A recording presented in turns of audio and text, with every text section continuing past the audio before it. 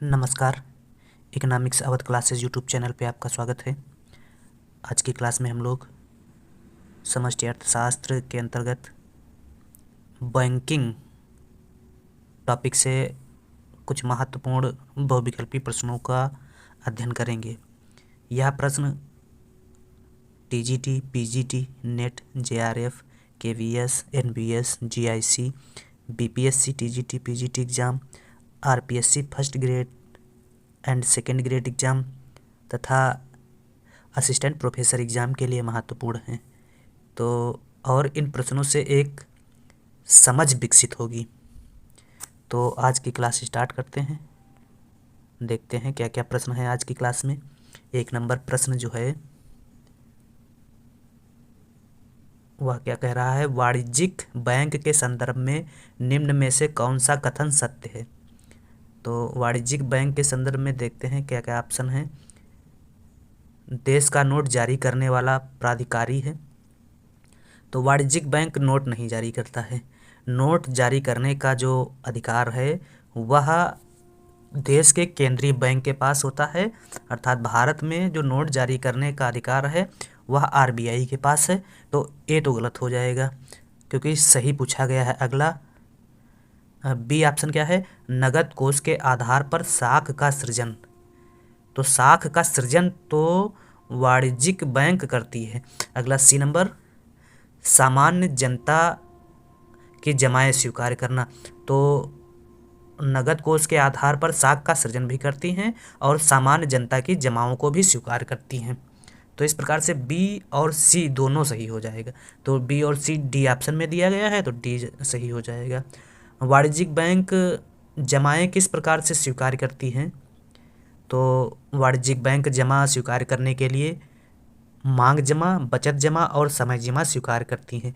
मांग जमा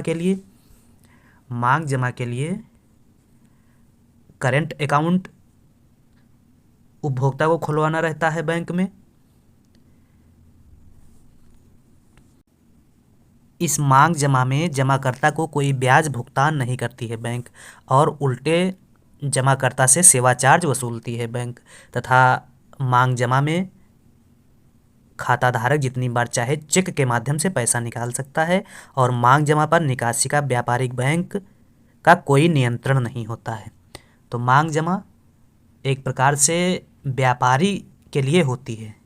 इसके अलावा जो बचत जमा है, बचत जमा को जो वाणिज्यिक बैंक स्वीकार करती है वह सेविंग अकाउंट से स्वीकार करती है। दूसरी जो जमा है बचत जमा इसमें कोई भी व्यक्ति खाता खुलवाकर पैसा बैंक में जमा कर सकता है। धन की निकासी पर व्यापारिक बैंकों का नियंत्रण होता है तथा वर्तमान में जो खाता धारक है वह 5 बार एक दिन में पैसा बैंक से निकाल सकता है। जो सेविंग अकाउंट का जो जमा होता है, इस जमा पर व्यापारिक बैंक जो है वह बैंक जमाकर्ता को ब्याज का भुगतान करती हैं। वर्तमान में जो ब्याज भुगतान करती हैं सेविंग जमा पर वह 4% ब्याज भुगतान मिलता है। और अगला जो जमा है वह है समय जमा 30 दिन की अवधि से अधिक समय के लिए जो जमा बैंक में जमा किया जाता है उसे सावधि जमा या समय जमा कहा जाता है। तो वाणिज्यिक बैंक जो है वह जनता की जमाओं को स्वीकार करती है और जनता की जमाएं जो हैं वह मुख्य रूप से 3 प्रकार से स्वीकार करती है। मांग जमा जिसको करेंट अकाउंट से स्वीकार करती है, बचत जमा जिसको सेविंग अकाउंट से स्वीकार करती है तथा समय जमा जिसको एफडी के माध्यम से स्वीकार करती है। तो यह वाणिज्यिक बैंकों का एक प्रमुख कार्य भी हो जाएगा कि जनता की जमा स्वीकार करना। तो वाणिज्यिक बैंकों के कार्यों में जनता की जमा को स्वीकार करना शामिल है। अगर वाणिज्यिक बैंकों के अन्य कार्य की बात की जाए तो ऋण प्रदान करना होता है। सामान्यतः वाणिज्यिक बैंकें अल्पकालीन ऋण प्रदान करती हैं। इसके अलावा ओवरड्राफ्ट ऋण की सुविधा देती हैं वाणिज्यिक बैंकें। साख सृजन का कार्य भी वाणिज्यिक बैंकों द्वारा किया जाता है तथा साख नियंत्रण का कार्य जो है आरबीआई करती है और आरबीआई मौद्रिक नीति के माध्यम से साख नियंत्रण का कार्य करती है। यह दोनों क्वेश्चन इंपॉर्टेंट है कि साख सृजन कौन सी बैंक करती है। तो साख सृजन जो है वाणिज्यिक बैंक द्वारा किया जाता है और साख नियंत्रण। साख नियंत्रण जो है यह किया जाता है केंद्रीय बैंक द्वारा या भारत में आरबीआई द्वारा साख नियंत्रण किया जाता है। अगर वाणिज्यिक बैंकों की स्थापना की बात की जाए तो भारत में वाणिज्यिक बैंकों की स्थापना संयुक्त स्कंद कंपनी अधिनियम 1956 के अंतर्गत की जाती है तथा वाणिज्यिक बैंकों का कार्य संचालन बैंकिंग अधिनियम 1949 के अंतर्गत होता है। शेयर्स परिभाषा देते हुए वाणिज्यिक बैंक की बताते हैं कि वाणिज्यिक बैंक वह संस्था है जो जनता से प्रत्यक्ष जमाओं को स्वीकार करती है और चेकों के माध्यम से ऋणों का भुगतान करती है। वाणिज्यिक बैंकों को दो वर्गों में बांटा गया है, जिसमें एक अनुसूचित वर्ग की बैंकें आती हैं और दूसरा गैर अनुसूचित वर्ग की बैंक आती हैं। तो अनुसूचित वर्ग की बैंकों में वे बैंक जो आरबीआई के अधिनियम 1934 की द्वितीय अनुसूची में शामिल हैं, उसे अनुसूचित बैंक का दर्जा दिया जाता है। और गैर अनुसूचित बैंक जो हैं वे बैंक जो आरबीआई अधिनियम 1934 की सेकेंड अनुसूची में शामिल नहीं हैं, उन्हें गैर अनुसूचित बैंक का दर्जा दिया जाता है। 2 नंबर क्वेश्चन देखते हैं क्या है। वाणिज्यिक बैंक मुद्रा का सृजन करते हैं। ऑप्शन ए समय जमाओं के माध्यम से, बी मांग जमाओं के माध्यम से, सी ट्रेजरी बिलों के माध्यम से और डी विनिमय बिलों के माध्यम से। तो वाणिज्यिक बैंक जो है वह साख सृजन करते हैं। साख सृजन जो है वाणिज्यिक बैंकों का प्रमुख कार्य है तथा वाणिज्यिक बैंक मांग जमाओं के माध्यम से साख का सृजन करते हैं। साख सृजन क्या है तो उसको जान लेते हैं। व्यापारिक बैंक का जो प्रमुख कार्य है वह साख सृजन है। व्यापारिक बैंक अपनी प्रारंभिक जमाओं की तुलना में कई गुना मुद्रा लोगों को जो प्रदान करती हैं उसे ही साख सृजन कहा जाता है। इससे अर्थव्यवस्था में मुद्रा की पूर्ति प्रभावित होती है तथा इससे व्यापारिक बैंक अपने लाभ को कई गुना बढ़ा सकते हैं। अगर साख सृजन के सूत्र की बात की जाए तो 1/CRR गुणे नगद कोष होता है। नगद कोष, तो नगद कोष के माध्यम से या मांग जमाओं के माध्यम से व्यापारिक बैंकें जो है साख सृजन करती हैं। तो मांग जमा ऑप्शन बी में है तो बी सही हो जाएगा। अगला 3 नंबर क्वेश्चन, इनमें से कौन सी धारणा बैंकिंग व्यवस्था से संबंधित नहीं है। तो बैंक दर बैंकिंग व्यवस्था से संबंधित है। राजकोषीय घाटा बैंकिंग व्यवस्था से संबंधित नहीं है। साख निर्माण भी बैंकिंग व्यवस्था से संबंधित है और नगद आरक्षित अनुपात भी बैंकिंग व्यवस्था से संबंधित है।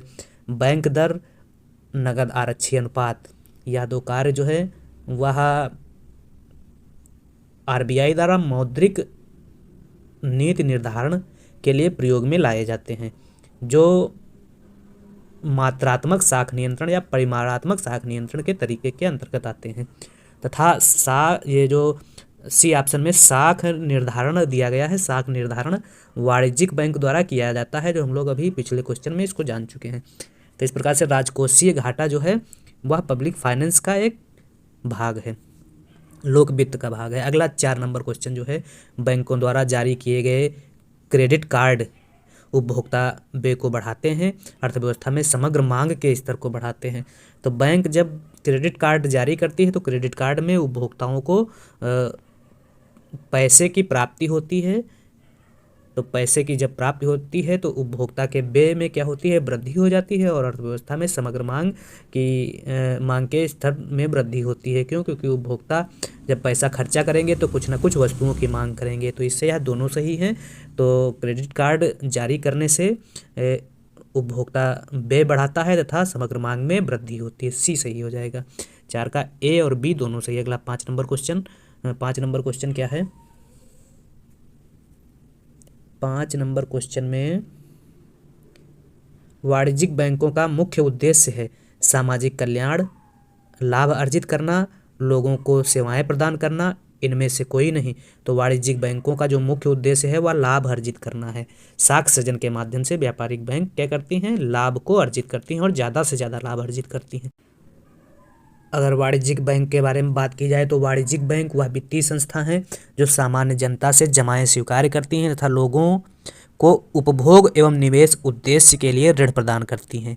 तथा वाणिज्यिक बैंकें साख सृजन के माध्यम से मुद्रा की पूर्ति में अपना योगदान करती हैं तथा वाणिज्यिक बैंकें देश के विदेशी विनिमय कोषों का संरक्षण नहीं यह लाभ के उद्देश्य से विदेशी विनिमय के क्रय तथा विक्रय में लेन देन करती हैं तथा वाणिज्यिक बैंकें लाभ को अधिकतम करने पर ध्यान केंद्रित करती हैं और साख सृजन के माध्यम से अपने लाभ को अधिकतम करती हैं व्यापारिक बैंकें। अगला 6 नंबर क्वेश्चन, अधिकतम साख जो वाणिज्यिक बैंक कानूनी तौर पर सृजित कर सकते हैं आधारित है।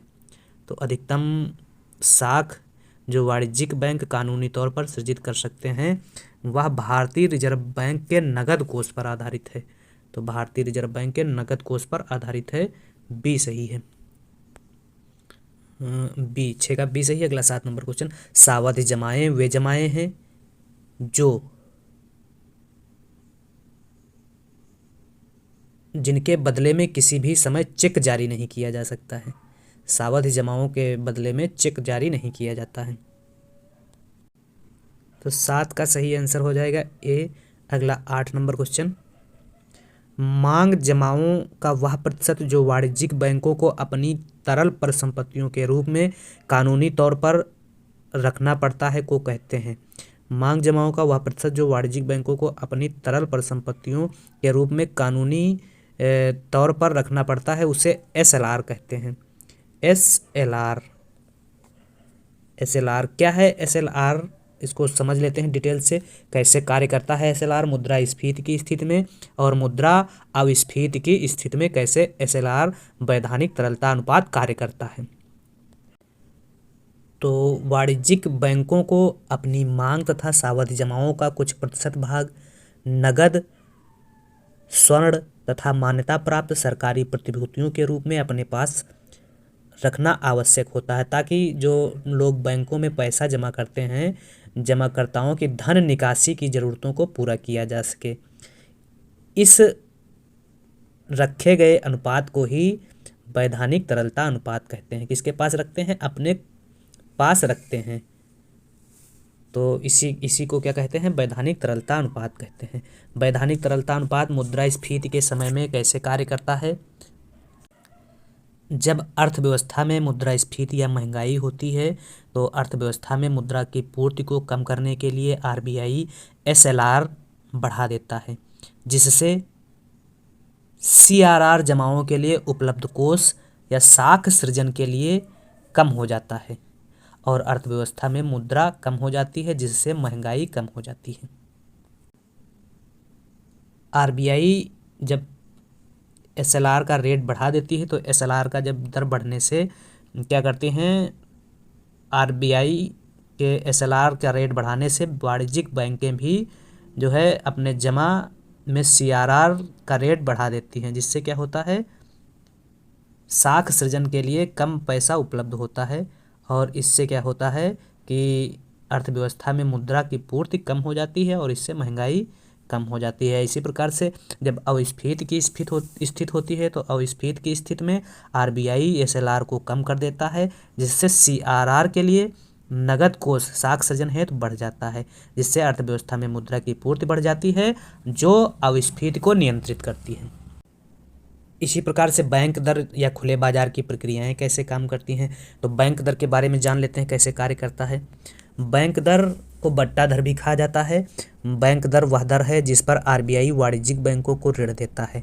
बैंक दर का संबंध वाणिज्यिक बैंकों की अल्पकालीन ऋण आवश्यकताओं से होता है तथा आरबीआई बैंक दर में वृद्धि अथवा कमी करके वाणिज्यिक बैंकों द्वारा दिए जाने वाले ऋण की दर को नियंत्रित करता है। वर्तमान में आरबीआई बैंक के स्थान पर रेपो रेट का सहारा ले रहा है। मुद्रास्फीति नियंत्रण हेतु बैंक दर में आरबीआई वृद्धि करता है। ब्याज की दर में वृद्धि पूंजी की लागत को बढ़ा देती है, जिससे साख की मांग में कमी आती है, जिससे मुद्रा की पूर्ति अर्थव्यवस्था में कम हो जाती है और मुद्रास्फीति क्या होती है, नियंत्रित हो जाती है। इसी प्रकार से जब अविस्फीति की स्थिति होती है या मंदी की स्थिति होती है, मंदी की स्थिति में बैंक दर में कमी की जाती है। बैंक दर में कमी करने से ब्याज की दर में कमी आती है, जिससे पूंजी की लागत में कमी आती है, जिससे साख या मुद्रा की मांग में वृद्धि होती है, जिससे क्या हो जाता है, मुद्रा की पूर्ति में वृद्धि, इससे अर्थव्यवस्था में अविस्फीति नियंत्रित होती है। खुले बाजार की क्रियाएं कैसे कार्य करती हैं, क्या हैं खुले बाजार की क्रियाएं? तो खुले बाजार की क्रियाओं के अंतर्गत आरबीआई खुले बाजार में सरकारी प्रतिभूतियों जैसे ट्रेजरी बिलों तथा अन्य स्वीकृत पत्रों का क्रय विक्रय करती है। मुद्रास्फीति की स्थिति में मुद्रास्फीति को नियंत्रण करने हेतु तो आरबीआई प्रतिभूतियों को बेचता है, जिसमें आरबीआई अर्थव्यवस्था से तरलता नकदी को सोख लेता है, जिसके कारण वाणिज्यिक बैंकों की नकद कोष में कमी आती है और वाणिज्यिक बैंकों की साख सृजन करने की क्षमता में कमी आती है। और जिससे क्या हो जाता है, जब साख सृजन करने की क्षमता में कमी आती है तो अर्थव्यवस्था में मुद्रा की पूर्ति कम हो जाती है, जो कहीं ना कहीं मुद्रास्फीति में कमी लाती है।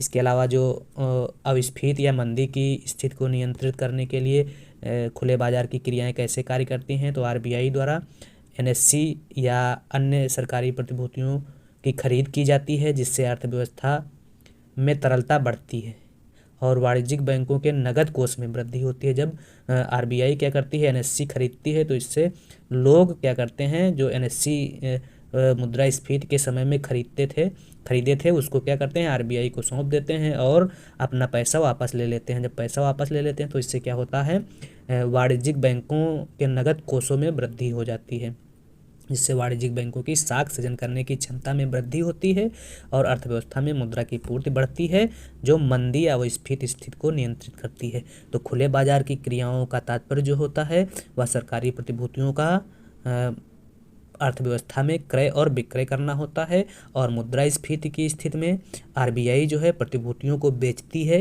तथा अविस्फीति की स्थिति में आरबीआई प्रतिभूतियों को खरीदती है। यह बहुत ही महत्वपूर्ण है। खुले बाजार की क्रियाओं में मुद्रास्फीति में आरबीआई क्या करती है और मुद्रा अविस्फीति की स्थिति में आरबीआई द्वारा कौन सी प्रक्रिया अपनाई जाती है। तो मुद्रास्फीति की स्थिति में आरबीआई खुले बाजार की प्रतिभूतियां बेचती है तथा मुद्रा अविस्फीति की स्थिति में प्रतिभूतियां खरीदती हैं। तो यह ध्यान रखने योग्य बात है। इसी प्रकार से रेपो रेट भी कार्य करता है, रिवर्स रेपो रेट भी कार्य करता है, नकद आरक्षी अनुपात भी कार्य करता है। तो रेपो रेट वह दर होती है जिसके आधार पर कोई वाणिज्यिक बैंक आरबीआई से अपनी सरकारी प्रतिभूतियों के बदले अल्पकालीन ऋण कुछ घंटों से लेकर 15 दिन अवधि के लिए प्राप्त करता है तथा आरबीआई तरलता प्रबंधन के अंतर्गत बाजार में तरलता बढ़ाने अथवा घटाने हेतु रेपो दर का प्रयोग करता है। रेपो दर प्रतिभूतियों की पुनः खरीद की अनुमति देता है। रेपो रेट मुद्रास्फीति की स्थिति में क्या करती है, आरबीआई बढ़ा देती है, जिससे क्या होता है, पूंजी की लागत में वृद्धि होती है, जिससे साख की मांग में कमी आती है, वाणिज्यिक बैंकों द्वारा मुद्रा पूर्ति में कमी आती है और मुद्रास्फीति क्या होती है, नियंत्रित की जा सकती है। मंदी की स्थिति में आरबीआई क्या करती है, रेपो रेट कम कर देती है, पूंजी की लागत कम हो जाती है, बैंक की साख में वृद्धि होती है तथा वाणिज्यिक बैंकों द्वारा मुद्रा की पूर्ति में वृद्धि हो जाती है, जिससे क्या होता है, मुद्रा पूर्ति जब अर्थव्यवस्था में ज़्यादा हो जाती है तो मंदी नियंत्रित होती है, मंदी से निपटा जा सकता है। इसी प्रकार से रिवर्स रेपो रेट भी कार्य करता है। तो मंदी की स्थिति में और मुद्रास्फीति की स्थिति में रिवर्स रेपो कार्य करता है। अगला क्वेश्चन जो है वह है 9 नंबर क्वेश्चन। वैधानिक तरलता अनुपात के अनुसार वाणिज्यिक बैंकों को अपनी तरल परिसंपत्तियों को ऑप्शन ए नगद कोषों के माध्यम से उत्पन्न करने की आवश्यकता है, बी स्वर्ण कोषों के माध्यम से उत्पन्न करने की आवश्यकता है, सी अनुमोदित प्रतिभूतियों के कोषों के माध्यम से उत्पन्न रखने की आवश्यकता है। तो इसमें सभी सत्य हैं, डी ऑप्शन सही हो जाएगा। अगला क्वेश्चन जो है वह 10 नंबर क्वेश्चन है। केंद्रीय बैंक देश का सर्वोच्च बैंक है जो ऑप्शन ए देश की संपूर्ण बैंकिंग प्रणाली को नियंत्रित करता है, सीख है जो जितनी भी देश में वाणिज्यिक बैंकें हैं उन बैंकों की प्रणाली को आरबीआई द्वारा या देश के केंद्रीय बैंक द्वारा नियंत्रित किया जाता है। करेंसी जारी करता है, ठीक है, मुद्रा जारी करने का अधिकार केंद्रीय बैंक को है, लेकिन 1 रुपये का नोट और जितने भी सिक्के जारी किए जाते हैं वह भारत सरकार के वित्त सचिव द्वारा जारी किए जाते हैं। बाकी के नोट जो हैं आरबीआई द्वारा जारी किए जाते हैं। इसके अलावा सरकार के बैंक का कार्य जो है आरबीआई करता है। तो केंद्रीय बैंक देश का सर्वोच्च बैंक है जो उपरोक्त सभी कार्य करता है, डी ऑप्शन सही है। इसके अलावा अगर डिटेल से केंद्रीय बैंक के कार्यों की बात की जाए तो केंद्रीय बैंक बैंकों का बैंक है। बैंकों के बैंक का मतलब हुआ जितने भी वाणिज्यिक बैंक हैं भारत में, उन सब बैंकों का बैंक है आरबीआई, और आरबीआई उन सब बैंकों को पैसा उपलब्ध कराता है। अगला जो कार्य है वह है सरकार का बैंक है। अंतिम ऋणदाता के रूप में आरबीआई कार्य करती है। करेंसी निर्गमन का एक अधिकार है आरबीआई के पास, तथा मौद्रिक नीति लागू करने का कार्य आरबीआई द्वारा किया जाता है। मौद्रिक नीति के स्तरों में आरबीआई परिमाणात्मक और गुणात्मक दो प्रकार के उपाय अपनाती है, जिसमें परिमाणात्मक उपाय में बैंक रेट, खुले बाजार की क्रियाएं, सीआरआर, एसएलआर, रिपो और रिवर्स रिपो अपनाया जाता है, तथा गुणात्मक साख नियंत्रण में मार्जिन, नैतिक मार्जिन निर्धारण, साख का निर्धारण, यह सब प्रक्रियाएं अपनाई जाती हैं। इसके अलावा आरबीआई या केंद्रीय बैंकों के कार्यों में केंद्रीय बैंक जो है मुद्रा बाजार पर नियंत्रण एवं नियमन का कार्य करती है। विदेशी विनिमय पर नियंत्रण का अधिकार है। साख का नियंत्रण आरबीआई या केंद्रीय बैंक द्वारा किया जाता है, तथा इसके अलावा विभेदीकृत ब्याज योजना कमजोर बैंकों तक ऋण पहुंचाने का कार्य आरबीआई द्वारा किया जाता है। तो यह कुछ कार्य जो हैं आरबीआई के थे। अगला जो क्वेश्चन है वह है 11 नंबर, भारत का केंद्रीय बैंक है। तो भारत का केंद्रीय बैंक जो है आरबीआई है। Reserve bank of India, reserve bank of India की स्थापना आरबीआई अधिनियम 1934 के तहत 1 अप्रैल 1935 को हुई थी, जिसका मुख्यालय मुंबई में है। और 1949 में आरबीआई का राष्ट्रीयकरण किया गया। तो भारत का केंद्रीय बैंक जो है रिजर्व बैंक ऑफ इंडिया है। 11 का सही आंसर सी है। 12 नंबर क्वेश्चन, अधिकतम साख जो वाणिज्यिक बैंक कानूनी तौर पर सृजित कर सकता है को व्यक्त किया जाता है। तो अधिकतम साख, तो इसको जो है व्यक्त किया जा सकता है नगद जमाओं के कोष के माध्यम से।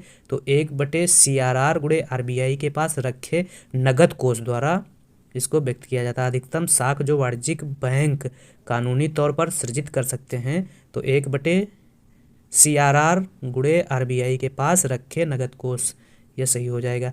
इसमें ध्यान देने योग्य बात है कि सी भी लग रहा है सही है, लेकिन सी में कुल जमा है, कुल जमा को नहीं लिया जाता है, सिर्फ आरबीआई के पास रखे नगद कोष को लिया जाता है। तो इसमें डी ऑप्शन सही हो जाएगा। यही सूत्र है साख सृजन का। अगला 13 नंबर क्वेश्चन, साख नियंत्रण से अभिप्राय है केवल साख का संकुचन, केवल साख का विस्तार, मुद्रा पूर्ति का विस्तार एवं नियंत्रण। तो साख नियंत्रण का मतलब होता है मुद्रा पूर्ति का विस्तार एवं संकुचन। मंदी की स्थिति में क्या करना है मुद्रा की पूर्ति के लिए, या मंदी की स्थिति में, या कह सकते हैं मुद्रास्फीति की स्थिति में साख को नियंत्रण कैसे करना है, इसी को साख नियंत्रण कहते हैं। तो साख नियंत्रण का मतलब होता है पूर्ति का विस्तार एवं संकुचन। अगला 14 नंबर क्वेश्चन है, निम्नलिखित में से कौन सा साख नियंत्रण का उपाय नहीं है। तो साख नियंत्रण के उपाय में सीआरआर, एसएलआर, बैंक दर, यह जो है परिमाणात्मक साख नियंत्रण के उपाय हैं। और प्रतिबंधित तरलता जो है किसी भी प्रकार का साख नियंत्रण का उपाय नहीं है।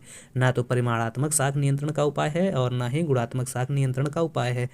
तो 14 का सही आंसर डी है। अगला 15 नंबर क्वेश्चन, निम्नलिखित में से कौन सा मौद्रिक नीति के साख नियंत्रण का एक मात्रात्मक उपाय नहीं है। तो मात्रात्मक उपाय में खुले बाजार की क्रियाएं हैं, नगद आरक्षित अनुपात है, सीएलआर रेपो दर है, रिवर्स रेपो दर है, बैंक दर है, सीआरआर है, एसएलआर है।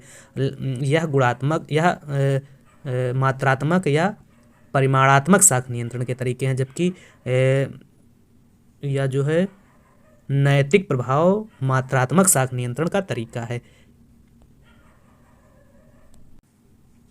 खुले बाजार की क्रियाएं, नगद आरक्षी अनुपात, रेपो, यह जो है मात्रात्मक या परिमाणात्मक साख नियंत्रण का तरीका है, जबकि नैतिक उपाय जो है यह गुणात्मक साख नियंत्रण का तरीका है। तो सी सही हो जाएगा, इसमें नहीं पूछा गया है। अगला 16 नंबर क्वेश्चन, साख नियंत्रण के एक उपाय के रूप में खुले बाजार की क्रियाएं की जाती हैं। तो कैसे खुले बाजार की क्रियाएं साख नियंत्रण के एक उपाय के रूप में काम करती हैं? तो देश के केंद्रीय बैंक द्वारा साख नियंत्रण की प्रक्रियाएं खुले बाजार की प्रक्रियाएं की जाती हैं। इसमें पूछा गया है कि साख नियंत्रण के एक उपाय के रूप में खुले बाजार की क्रियाएं की जाती हैं किसके द्वारा? देश के केंद्रीय बैंक द्वारा या देश के वाणिज्यिक बैंक द्वारा, ए तथा बी दोनों, या इनमें कोई नहीं। तो साख नियंत्रण का कार्य जो है वह सिर्फ और सिर्फ केंद्रीय बैंक अर्थात भारत में आरबीआई द्वारा किया जाता है। तो खुले बाजार की क्रियाएं क्या हैं, कैसे कार्य करता है, इसको हम लोग जाने हैं, फिर से जान लेते हैं। तो खुले बाजार की क्रियाओं के अंतर्गत आरबीआई खुले बाजार में सरकारी प्रतिभूतियों, ट्रेजरी बिल, एनएससी आदि बिलों की क्रय और विक्रय करता है। जब मुद्रास्फीति की स्थिति होती है तो मुद्रास्फीति की स्थिति में आरबीआई प्रतिभूतियों को बेचता है तथा मुद्रा अस्फीति की स्थिति में आरबीआई प्रतिभूतियों को खरीदता है। तो इस प्रकार से मुद्रास्फीति एवं अस्फीति की स्थिति में खुले बाजार की क्रियाएं काम करती हैं। अगला क्वेश्चन है 17 नंबर क्वेश्चन है, सीमांत आवश्यकता में वृद्धि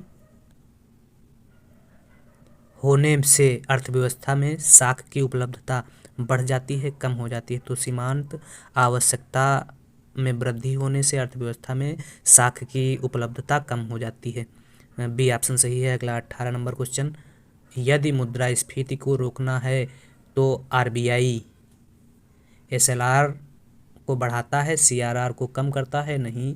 एसएलआर को कम करता है, सीआरआर को बढ़ाता है, नहीं। तो मुद्रास्फीति को नियंत्रित करने के लिए आरबीआई जो है सीआरआर तथा एसएलआर दोनों को बढ़ाता है, और अगर मुद्रा अस्फीति को रोकना है तो आरबीआई सीआरआर तथा एसएलआर दोनों को कम करता है। तो यह संबंध है सीआरआर और एसएलआर तथा मुद्रास्फीति और अस्फीति के बीच में। अगला, यदि मंदी को रोकना है तो बैंक दर को कम करने की आवश्यकता है, ठीक है। मंदी को रोकने के लिए बैंक दर कम किया जाएगा, जिससे क्या होगा, ऋण की मांग बढ़ेगी, कम ब्याज दर पर ज़्यादा से ज़्यादा लोग पैसे की मांग करेंगे, तथा सीआरआर को कम करने की आवश्यकता है। हाँ ठीक है, यह भी सही, तो दोनों सही है। 19 का ए तथा बी दोनों सही है।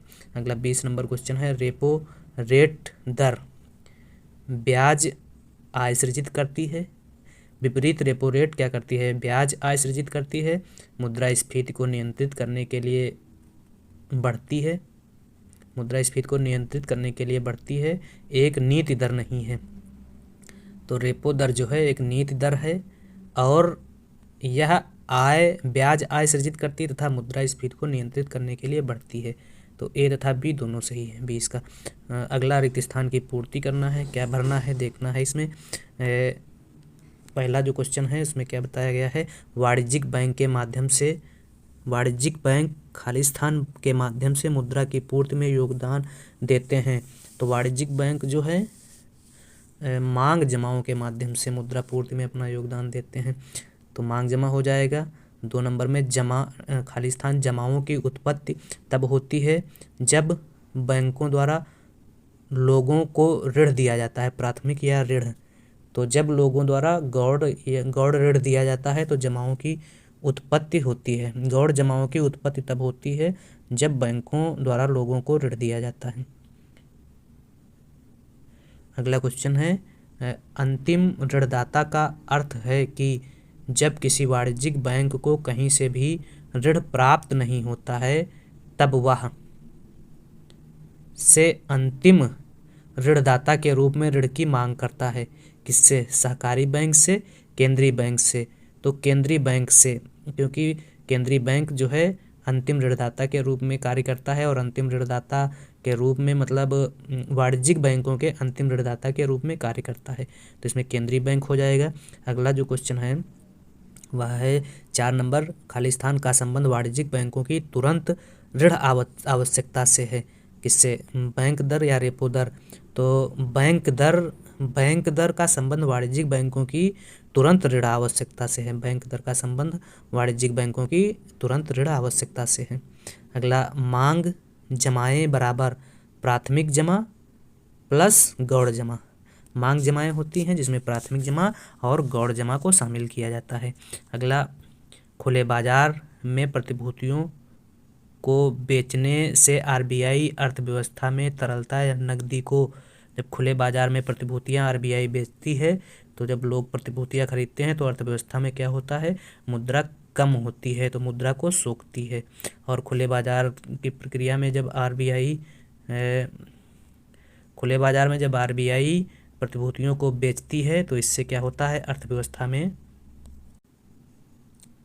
तरलता, नकदी को सोख लेती है आरबीआई, जिसके कारण वाणिज्यिक बैंकों के नकद कोष में कमी आती है और वाणिज्यिक बैंकों के साख सृजन करने की क्षमता में कमी आती है, जो मुद्रा की पूर्ति में कमी लाती हैं, जो स्फीति को नियंत्रित करती है। तो स्फीति के समय आरबीआई द्वारा प्रतिभूतियां बेची जाती हैं और अस्फीति के समय आरबीआई द्वारा प्रतिभूतियां खरीदी जाती हैं। इम्पॉर्टेंट प्रश्न है। अगला जो क्वेश्चन है 7 नंबर, साख की रसनिंग अर्थव्यवस्था में मुद्रा की पूर्ति को नियंत्रित करने का उपाय है। साख की रसनिंग अर्थव्यवस्था में मुद्रा की पूर्ति को नियंत्रित करने का मात्रात्मक उपाय है।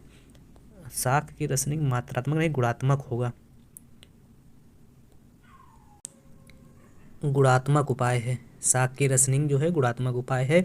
इसके अलावा मात्रात्मक उपाय की अगर बात की जाए तो मात्रात्मक उपाय में बैंक दर, खुले बाजार की क्रियाएं, सीआरआर, एसएलआर, रेपो दर, रिवर्स रेपो दर को शामिल किया जाता है।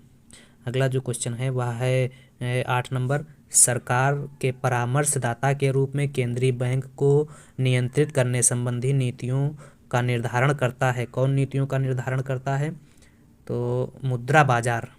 सरकार के परामर्शदाता के रूप में केंद्रीय बैंक मुद्रा बाजार को नियंत्रित करने संबंधी नीतियों का निर्धारण करता है, तो इसमें मुद्रा बाजार सही हो जाएगा। अगला, केंद्रीय बैंक घरेलू मुद्रा की विनिमय दर को नियंत्रित करने के लिए को संचालित करता है, तो प्रतिबंधित या प्रबंधित तरणशीलता को संचालित करता है। अगला क्वेश्चन है 10 नंबर, वाणिज्यिक बैंकों की तरल परिसंपत्तियां जो उन्हें अपनी कुल जमाओं के एक न्यूनतम प्रतिशत के रूप में अपने पास रखने की आवश्यकता होती है कहलाती है। तो वाणिज्यिक बैंकों की तरल परिसंपत्तियां जो उन्हें कुल जमाओं के एक न्यूनतम प्रतिशत के रूप में अपने पास, जो वाणिज्यिक बैंक अपने पास रखती हैं उसे क्या कहते हैं? तो उसे वैधानिक तरलता अनुपात कहते हैं। जो अपने पास रखती हैं और जो आरबीआई के पास जमा करती हैं वाणिज्यिक बैंकें, उसे नगद आरक्षी अनुपात कहते हैं। तो नगद आरक्षी अनुपात आरबीआई के पास नगद रूप में जमा करती हैं और जो अपने पास रखती हैं वाणिज्यिक बैंकें उसे वैधानिक तरलता अनुपात कहते हैं। फिर है सत्यासत्य की पहचान करना है। सत्यासत्य में क्या करना है? 1 नंबर क्वेश्चन है, भारत में सीआरआर को वाणिज्यिक बैंकों द्वारा निर्धारित किया जाता है। तो सीआरआर वाणिज्यिक बैंकों द्वारा नहीं निर्धारित होता, सीआरआर जो है आरबीआई द्वारा निर्धारित होता। तो 1 जो हो जाएगा वह गलत हो जाएगा। 2, बैंक आरबीआई के पास अपनी नगद जमाओं से कई गुना अधिक मुद्रा उधार देती हैं। बैंक आरबीआई के पास अपनी नगद जमाओं से कई गुना मुद्रा उधार देते हैं? नहीं, बैंक आरबीआई को उधार कहाँ देते हैं? सही है, सॉरी ये सही है 2 नंबर, बैंक आरबीआई के पास अपनी नगद जमाओं से कई गुना अधिक मुद्रा उधार देते हैं। 2 सही है। अगला 3 नंबर क्वेश्चन है, सीआरआर जितना अधिक होगा मुद्रा को सृजित करने की क्षमता उतनी ही अधिक होगी। सीआरआर जितना अधिक होगा मुद्रा को सृजित करने की क्षमता उतनी ही अधिक होगी? नहीं, गलत है। 3 नंबर। 4, केंद्रीय बैंक अर्थव्यवस्था में समृद्धि तथा स्थिरता पर ध्यान केंद्रित करती हैं। सही है, 4 नंबर सही है। अगला 5 नंबर,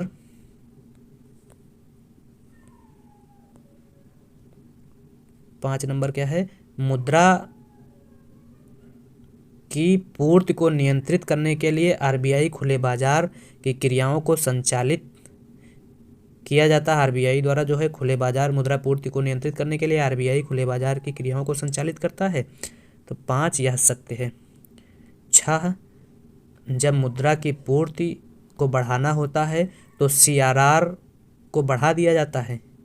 गलत। मुद्रा की पूर्ति जब बढ़ाना होता है तो सीआरआर घटा दिया जाता है। अगला 7 नंबर, केंद्रीय बैंक का प्रमुख कार्य साख सृजन है।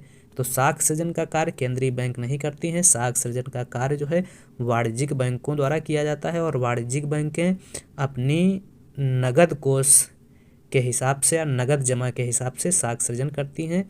और साख सृजन के अगर सूत्र की बात की जाए तो 1/CRR गुणे नगद कोष, यह साख सृजन का सूत्र होता है। तो यह गलत हो जाएगा। वाणिज्यिक बैंक साख सृजन करती हैं और केंद्रीय बैंक साख का नियंत्रण करती हैं। तो 7 गलत है। अगला 7 गलत हो जाएगा। अगला 8 नंबर, सीमांत आवश्यकता साख नियंत्रण का एक मात्रात्मक उपाय है। सीमांत आवश्यकता साख नियंत्रण का एक मात्रात्मक उपाय नहीं है, यह है गुणात्मक उपाय। मात्रात्मक या परिमाणात्मक उपाय में बैंक दर, सीआरआर, एसएलआर, खुले बाजार की क्रियाएं, वैधानिक तरलता अनुपात या नगद आरक्षी अनुपात तथा रिपो और रिवर्स रिपो को शामिल किया जाता है। तो सीमांत आवश्यकता साख नियंत्रण का मात्रात्मक उपाय है तो नहीं है, तो यह हो जाएगा गलत। 8 हो जाएगा असत्य। अगला 9, केंद्रीय बैंक द्वारा जारी किए गए नोट असीमित विधिग्राह्य होते हैं। तो केंद्रीय बैंक द्वारा जो नोट जारी किए जाते हैं वह असीमित विधिग्राह्य मुद्रा होती है, सही है। 9। 10, साख की रसनिंग से मुद्रा की पूर्ति कम हो जाती है। तो यह भी सही है, साख की रसनिंग से मुद्रा की पूर्ति कम हो जाती है। 9 और 10 दोनों सही हैं। अगला सही कॉलम फर्स्ट तथा कॉलम सेकंड में दिए गए कथनों के समूह में से सही युग्म के कथनों का चयन कीजिए। तो सही युग्म इसमें पहचानना है, कौन सा सही युग्म है। एसएलआर वाणिज्यिक बैंक द्वारा निर्धारित की जाती है। एसएलआर वाणिज्यिक बैंक द्वारा नहीं, केंद्रीय बैंक द्वारा निर्धारित की जाती है, तो यह है गलत। प्राथमिक जमाएं व्युत्पन्न जमा है, प्राथमिक जमाएं व्युत्पन्न जमाएं नहीं है, यह भी गलत है। वाणिज्यिक बैंक सरकार का परामर्शदाता है, तो वाणिज्यिक बैंक सरकार का परामर्शदाता नहीं होता है। केंद्रीय बैंक समाशोधन ग्रह की सुविधा प्रदान करता है, तो यही डी जो 4 से मिला है यही सही है। तो केंद्रीय बैंक जो है समाशोधन ग्रह की सुविधा प्रदान करता है, डी सही है, डी सही है इसका।